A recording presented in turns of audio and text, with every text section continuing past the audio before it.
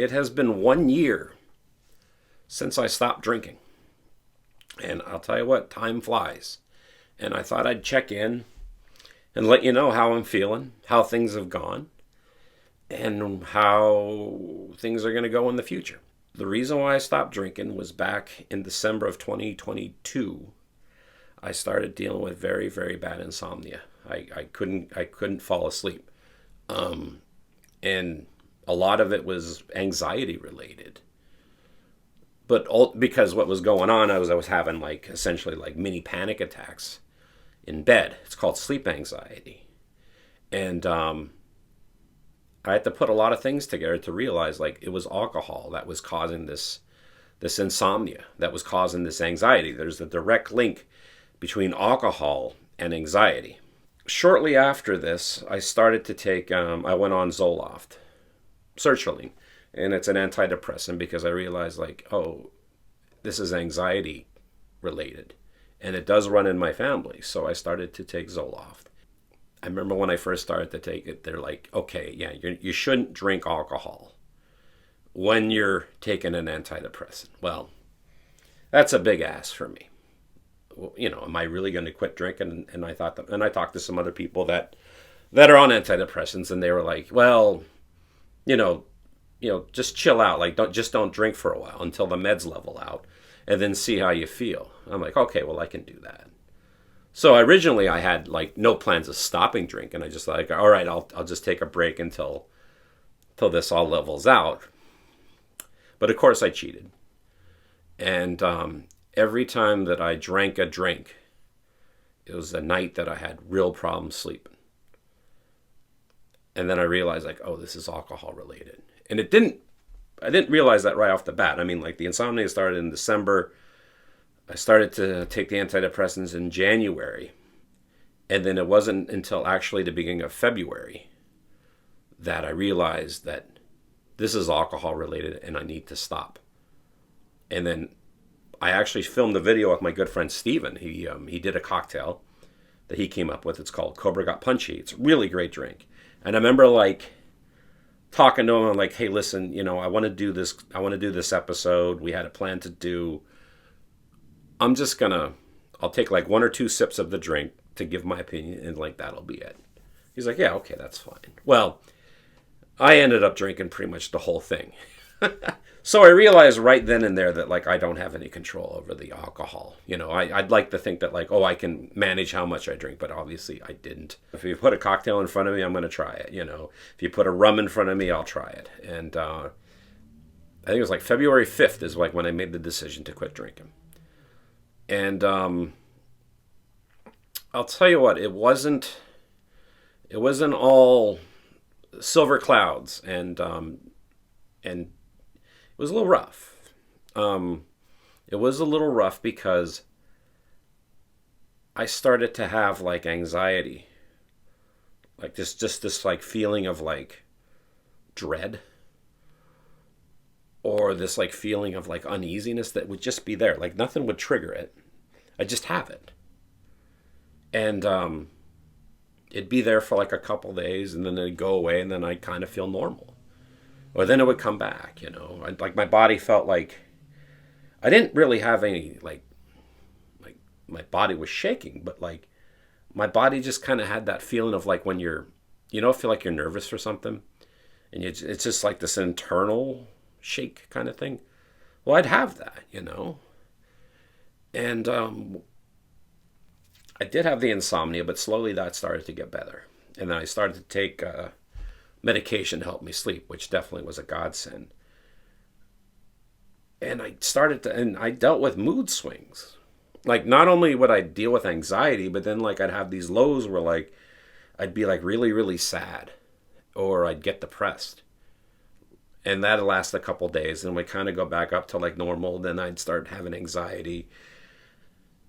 What I realized is I was dealing with this thing called PAWS, post-acute withdrawal syndrome. And when you first quit drinking, there's the initial withdrawal that you'll have, which can be pretty severe. And actually, if you're a big drinker, you shouldn't quit cold turkey because it may actually kill you. But I wasn't that big of a drinker, but I I had my, they say pay the devil his due. Well, I had to pay my dues, and that was dealing with this thing called pause, which is like, it's essentially, if you're a steady drinker like I was, it doesn't permanently rewire your brain, but when you stop drinking, your brain is used to having the alcohol in there. And then when it's not there, it kind of freaks out. And it has no way of like regulating itself. So you end up having like these different mood swings. And sadly for a lot of, for some people, they get these after a while. And then they just start drinking again. Luckily I didn't. I continued with it. I dealt with a lot of sugar cravings, especially in the first couple months. My favorite candy bar is Kit Kat. So like almost like every day I'd go and I'd get like not only like a regular Kit Kat, but I'd get like the king size Kit Kat, and I'd like would eat one like every day. And then I was talking to my friend Doc, who I've had on the show many, many times. And he was like saying, he's like, yeah, well, there's a lot of sugar and alcohol. So what your body is your body is actually craving sugar. And I'm like, oh, okay. And I talked about like how I felt sad. And he was saying, it's like, yeah, well, yeah, it's kind of like, yeah, you're going to be sad. You just cut out something that was a big part of your life. But more importantly, with this chemical imbalance, your emotions are just kind of all over the place. And as time went on, those bouts started to get less and less, and they weren't nearly as bad as they used to be. I'd say within a couple months, I'd say after about maybe like 3 months or so, I started to sleep really, really well. And my blood pressure is crazy normal. Like it actually has come down into like the normal ranges. I have gained some weight, but I think the reason why is because in some ways I've replaced the alcohol with food, but I'm doing my best to like change my dietary habits, try to eat more high protein, try to cut out the sugar. And a year in, I feel great. I really do. And I hope to do straight edge tiki events. I actually have a couple that are going to be coming up where, I'm going to work with a bar and they'll come up with a non-alcoholic menu just to get other people a little taste of how it is to be sober in the tiki scene. My moods have definitely stabled out. I feel great. I definitely have a positive outlook on life now. And it's funny, like I'll never drink again. I see no reason why I would drink again. Well, right off the bat is because like, why would I want to go through what I went through at the beginning of last year? And the thing that I realized about alcohol is it definitely affects you a lot more than you think. And if you're one of the people out there that the alcohol doesn't have any problems for you, then cool, keep drinking. But I just got to a point where I just couldn't do it. And a year in, I don't miss alcohol at all. Yeah, sure. I mean, it sucked. I went to San Jose. I flew into the San Jose airport because I wanted to visit the Trader Vic's that's there in the terminal. And it was just kind of anticlimactic to finally make it there and like not order a 44 Mai Tai. Like it would have been nice to do that, but I didn't. Going into my second year of sobriety, it's just going to be all about self-improvement, and really try to, I don't know, be a poster boy for anyone else who's thinking about quitting drinking or has any questions about it. I want to be someone that you could talk to. Yeah, this is 1 year, and hopefully I'll make another video next year.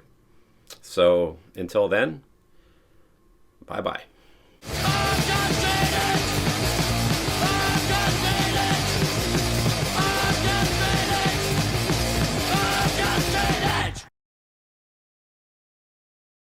Hey everyone, just want to let you know that if you're interested in getting a straight edge tiki shirt, you can buy your own over at my website, tikiwithray.com/buy a shirt. They're $20 plus $8 shipping. And you don't have to be straight edge to buy one.